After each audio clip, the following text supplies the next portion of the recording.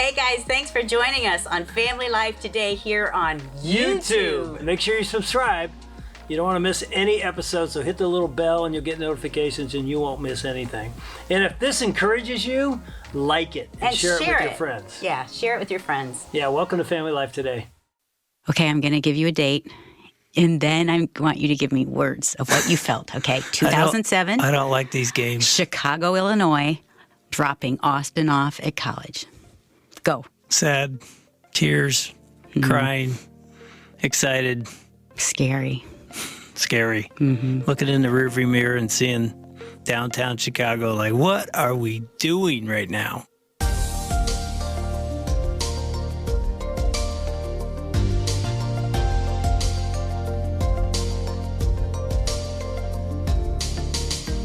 Welcome to Family Life Today, where we want to help you pursue the relationships that matter most. I'm Ann Wilson. And I'm Dave Wilson, and you can find us at FamilyLifeToday.com or on our Family Life app. This is Family Life Today.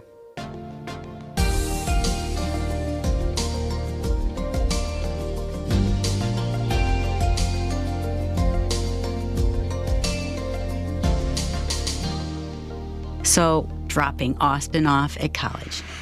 Launching our son into the future.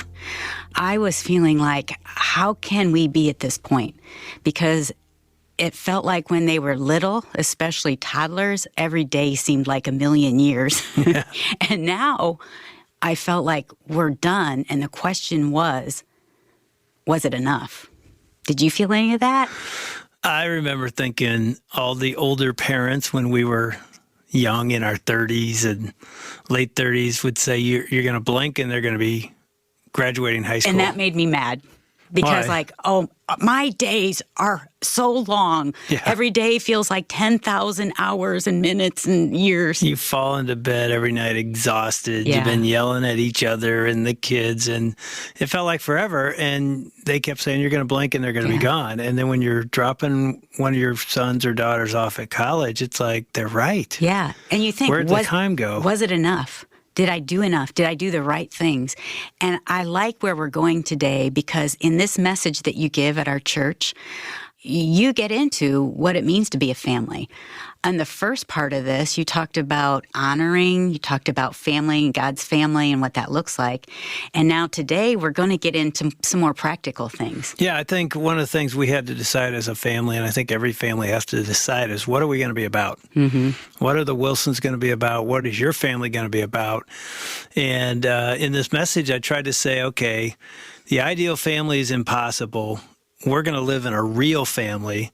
So how do we get to become the family we want to become? And we decided long ago, this word honor, which I already developed in part one, is the way we want to live. Honor God, honor each other in our family, and then honor our neighbor.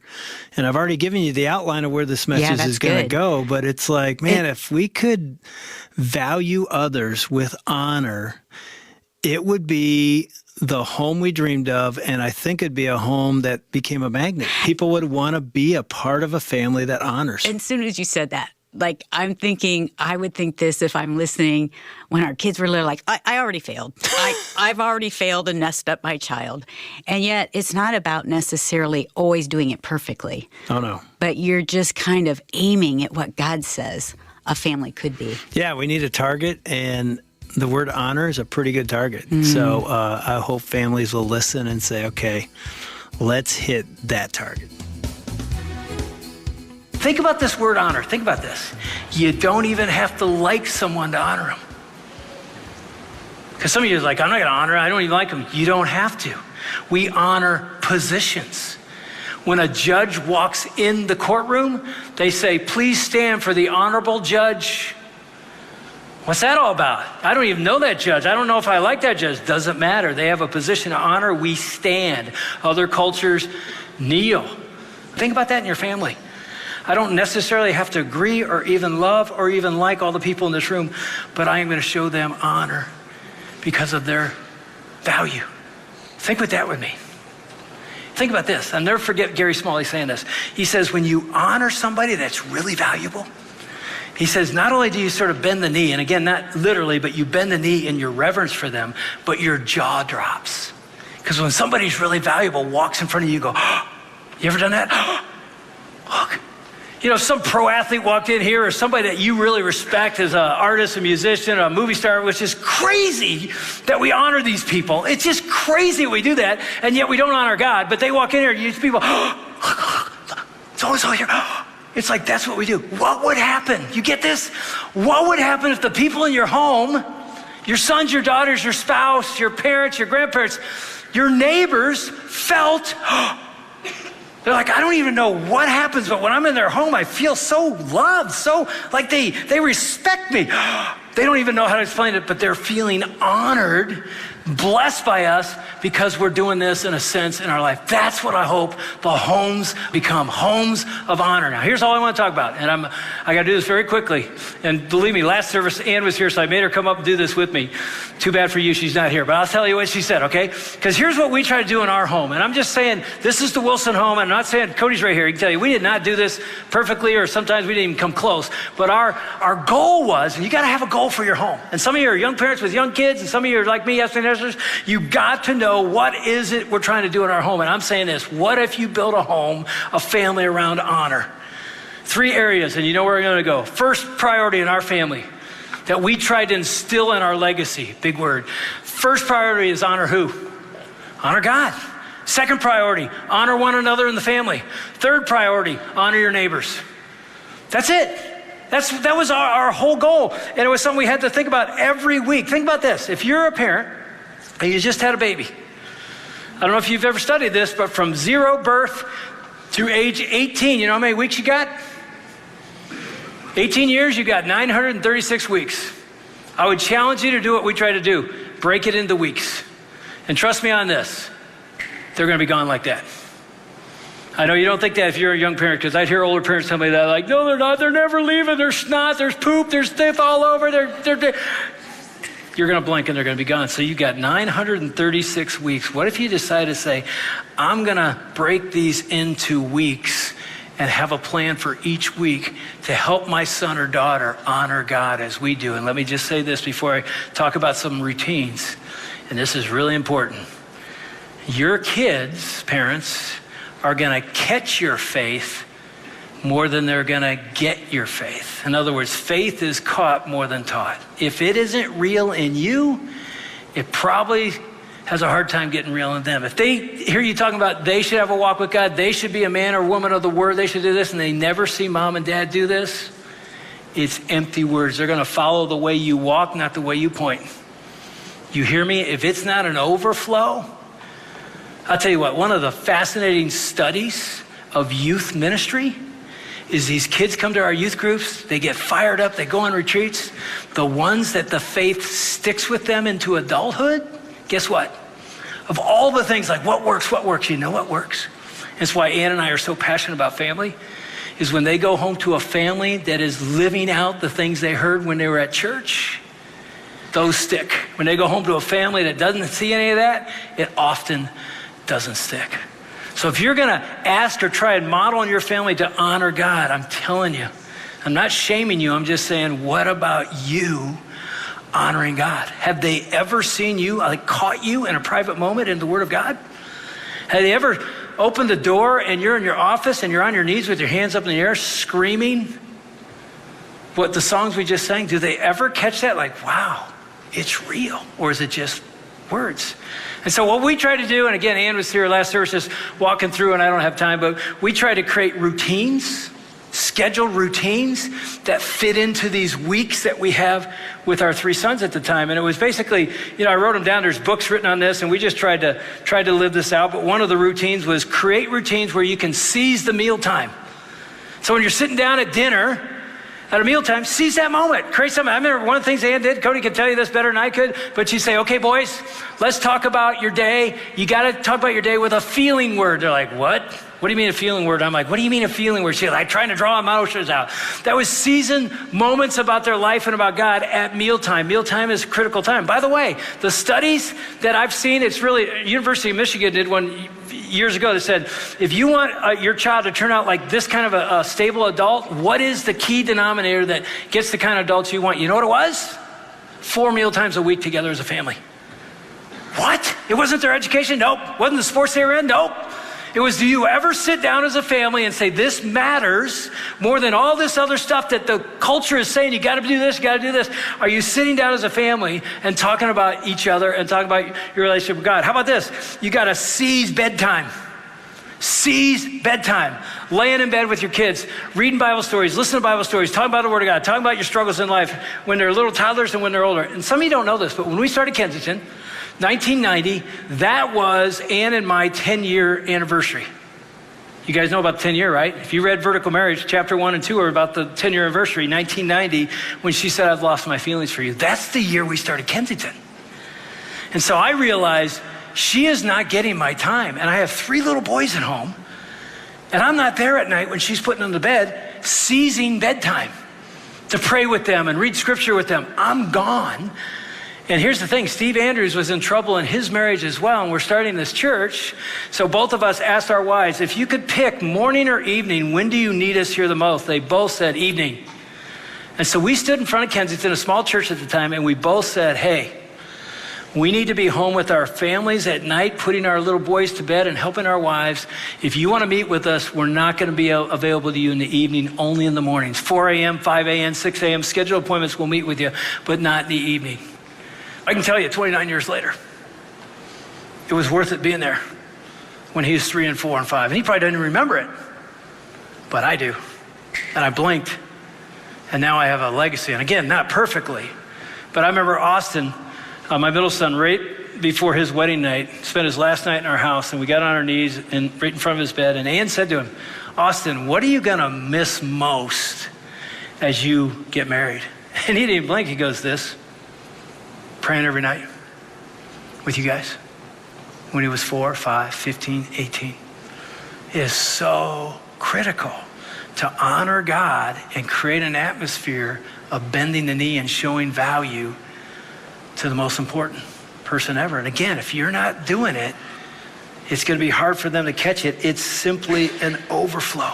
I mean, I have all kinds of things in here. You know, leverage your drive time. Ann was just the best. They're driving to school and she's praying out loud. They should hear you praying. Like, here's how it looks like to talk with God. That gets caught. I mean, one of the other things I wrote down is, man, you need to intentionally choose a date night. You think, I got to be with my kids all the time. No, you don't. One of the best things you can do is hand your kids, you listen to me, Jenna and Cody, hand your kids to your grandparents and go out on a date. You need to pour in. How many times have we said that to you guys already? They're young parents. We said, give us price, go away for 2 or 3 hours. And it's hard for young parents to do that. It's like, this is my pride and joy, is my precious. I'm not going to give it to a bald guy who, you know, they don't think can do anything. We've raised a few. We know what we're doing. So it's like, get somebody, get out. You're saying to your kids, date and marriage is really important. What are you doing? You're honoring your marriage. It's very valuable. Your mom is really valuable. She's actually more valuable than you, because when you guys leave, she'll still be here. And so I'm going to honor her first, second to God. So that's the whole first point. Okay, second one. So you honor God first. Secondly is what? Do you remember what I said? Each other. And I'm talking specifically in home. And it's a simple point. Here's the thing. When your kids, when your extended family, maybe your stepkids walk in your home, what do they feel? Do they feel they're valued? Because I'll tell you something. Everywhere else they go, they're told they're not valued. People are chopping them down at school. Why? Because they want to feel significant, so it makes them feel significant to cut them down. Where in their world do they walk in a place, and the second as their foot goes in the door, they feel like, I'm so glad I'm here, because here they appreciate me. They see me. They respect me. They love me. Is that the atmosphere of your home? And one of the ways we tried to really do that is through our tongue. What are we saying to our boys? What are we saying to them?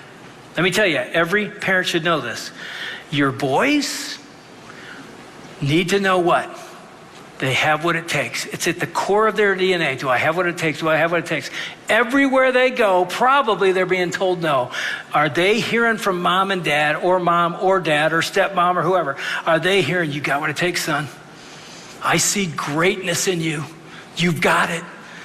Girls need to know what? They're loved and cherished as they are. You hear me? As they are, not if they this beauty or hit this intellectual. No, just as you are. Why? You're made in the image of God. You're a Wilson. You are valued. They should feel this every day. Like mom and dad, they honor each other. Brother and sister, we had rules in our home. You're not allowed to use names. You're not allowed to talk down to one another. Now, we didn't do that perfectly, but that was the standards. Like, that isn't allowed. The tongue is very important. We try to teach and model, show honor to one another. Ann said last service, I forgot this one time, CJ, our oldest son, was talking about a buddy of his, and Ann made this comment. She goes, oh, so he's one of those bad kids who smokes pot? My oldest son is so insightful. I think he was like 16. He goes, oh, so he's a bad kid, Mom, because he smokes pot? And she's like, oh, no, I didn't mean that. He goes, actually, he's a really good kid, Mom. He's just trying to find his way. And it just reminded her, show honor to all people, no matter what struggle they may be going through, but especially your own children. Do they feel honored in their own home? Now, I know some of you are like, yeah, but I got to speak the truth. I got to tell them how they've missed it. And yes, you do. Yes, you do. That's an important part of being an adult and a parent. You have to honor them by speaking the truth at times. But let me tell you something. You know this. If you're always speaking negative, and then you bring another negative, it doesn't land. But if you're speaking positive, life, affirmation, respect, because you're seeing stuff in them, nobody's saying to them, you're great, you're amazing, you got an amazing future, I love you, I see you, I cherish you. And then you bring truth, they will receive it much better if you're never doing it. You hear me? That's what honor looks like. They feel this almost all the time. Oh, you're awesome. You're incredible. I can tell you story after story of my wife doing that with these guys, and I'm thinking they're remembering this like honor, honor, honor. Okay, so first one, honor God. Second one, honor each other. And final, honor your neighbor. What's that mean? It's really big picture. I don't have time to develop this, a whole nother series. But God didn't institute your family just for you to be self-focused and be all about you. He instituted your family. Here's the big picture. Your family is a vehicle God instituted to take the gospel through you and your legacy and your generations to the world. You get it? It's much bigger than you. It's not even about you. It's about you impacting the world through what God does through the parents. We're a first-generation Christian family. My parents weren't Christians, and we're the starters of a new legacy, and here's the next generation, and they got to continue. That's God's design, is to have children that are not just children, but godly legacy to impact the world. Well, let me just close with this, because the beauty of the family, and again, it is so hard and so messed up.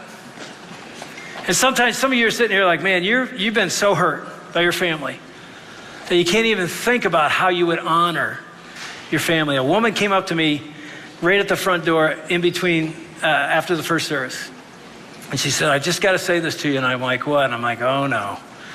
You know, when they say it like that, it's like, here comes the critique. And she goes, 12 years ago, you shared a message about family. And it had some of the similar idea of honoring your family. And she said, I was sitting there thinking, I have grown up in the worst family ever. She's in tears saying to me, every day of my life, my dad said, you're no good. Every day. And you're up there saying you need to honor your family. She says, you made one comment I've never forgotten, and I think it saved my life. I go, what'd I say? She said, one of the ways you can honor a family that's been really difficult is you need to choose to forgive that family. And she goes, that day I said, okay, I'm going to start that journey. And she has since forgiven. And she goes, it freed me from the past to the present, and now as a mom, to a new legacy. So some of you, that might be the way to start, the way to bend the knee. And again, you can't do this without the power of God, is to ask God, God, give me the power to honor somebody that doesn't deserve it. You don't love them, you don't even like them. It doesn't matter. Honor is, I'm going to honor them and break free to a new future. We've been listening today, and Dave, you gave this sermon back in 2019, and you ended in a place that's like, oh man, this is hard, because you ended with forgiveness. Yeah, the amazing thing is I didn't plan to end there. This woman came up to me after the first service. We do 3 services on Sunday, and I don't even remember the message she's referring to years before, but I do know this. I had to do the same thing to my biological family. Forgive my dad for leaving. Forgive my mom. I mean, we all have things in our family. They're not perfect, that are hurtful, and we have to make a choice to forgive. And if we don't, it's very difficult to change the legacy for our family. Like now that we're parents, I don't think we could have raised our boys the way we did. Again, not perfectly, but if I had never broken free from the bitterness and resentment I had toward my parents, I would have never been able to be the dad that my kids needed. Well, I remember what you were like before you forgave them. You had an anger. You don't want to bring that up. You had anger issues. Like there was a bitterness to you every time the name of your family would come up, and you struggled with that. And I would see you now, and because of your forgiveness, you have been set free. And now you're free to continue a new legacy instead of continuing an old legacy that was kind of, it just was a really hard legacy. Yeah, and I know that there are families, there are husbands, there are wives, moms and dads listening right now, maybe children, that are carrying what I carried, yeah, you know? And they feel like my family, if you knew what happened to me, you would realize they don't deserve to be forgiven. And they don't. And you and I don't deserve to be forgiven either by Jesus. And we are. It's an amazing gift that we are forgiven. And as forgiven people, we have a choice to forgive people. And I mean, the biggest place to start, and maybe the hardest, is to start with your family. I mean, that wound is deep. I mean, we said it earlier, it's emotional, and I know because I've felt it. But I also know I'm free. Well, and because I forgave my dad. Yeah, and you can see that freedom. And let me add this. I think many of us need to receive the forgiveness that Jesus offers us, because maybe we've done things that we've injured our family, we've hurt our kids, we've hurt our spouse, and I think we're plagued with this shame and self-hatred. And Jesus set us free and has forgiven us, and we need to receive that forgiveness and let ourselves go free. Yeah, and I would maybe add this. If this message has touched your life, maybe there's somebody else that needs to hear it as well. So it's one of those that you could send them the link and let God work in their family as well. Because at the end of the day, if we could live out what today was all about, honor. Yeah. Honor God first, honor your family or your spouse second, and then honor others. I'm telling you, you're going to produce a family that others want to be around. It's not perfect. Oh, no, not perfect. But, man, honor is a magnet. It draws people to you, and they want to know how you can honor and how you can live in forgiveness, and you get to point them to the author, which is God himself.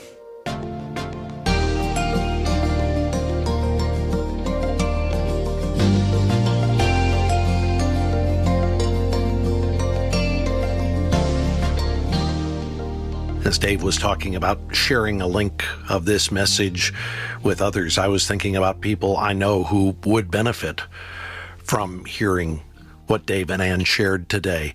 And we've got the link he was talking about on our website at FamilyLifeToday.com. In fact, Family Life Today is available on demand as a podcast. If you're a regular podcast listener, spread the word about Family Life Today to other people you know who might benefit from hearing this program. And one of the best things you can do for us is to leave feedback about the podcast. It helps spread the word. So podcast listeners, do that if you will. If you want to share the link for today's program with somebody, go to FamilyLifeToday.com, and the link is available there.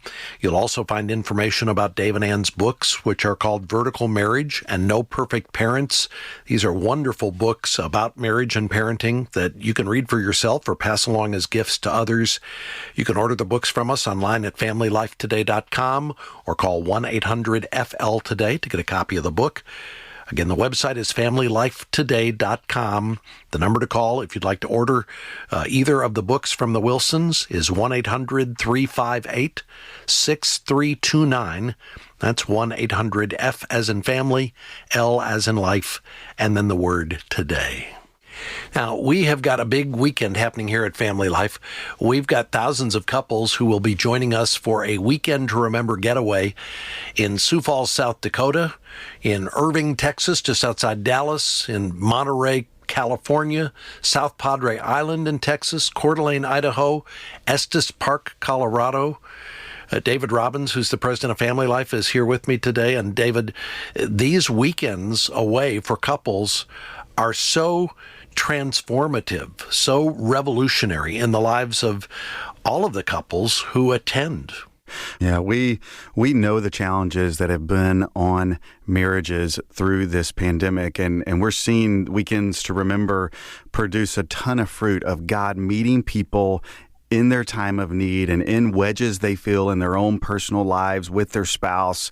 And I just want to take a moment, as Bob said, to ask you to pray. This is a spiritual work. You know, we can present God's timeless truth, but God is the one that allows hearts to be soft in order to receive what he wants to do in a couple's life. And so would you take a moment right now and pray that God would work mightily in the truly thousands of people that are coming to these getaways this weekend?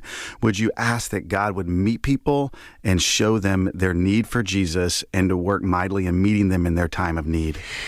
Well, and if you'd like to find out more about our Weekend to Remember Marriage getaways, go to our website, FamilyLifeToday.com. The information is available there. And to those of you who support the ministry of Family Life, you're the ones who make these getaways possible for other couples. So thank you for your investment in their lives and in their marriages. We are grateful and we appreciate you. And we hope you have a great weekend. Hope you and your family are able to worship together in your local church this weekend. We hope you can join us on Monday when we're going to talk about some of the issues that are pressing against the faith of our teenagers and our young adults. Rebecca McLaughlin is going to join us to talk about answers to the questions about faith and life that most young people are grappling with today. And we hope you can be here for that conversation. On behalf of our hosts, Dave and Ann Wilson, I'm Bob Lepine. Have a great weekend. We'll see you back Monday for another edition of Family Life Today.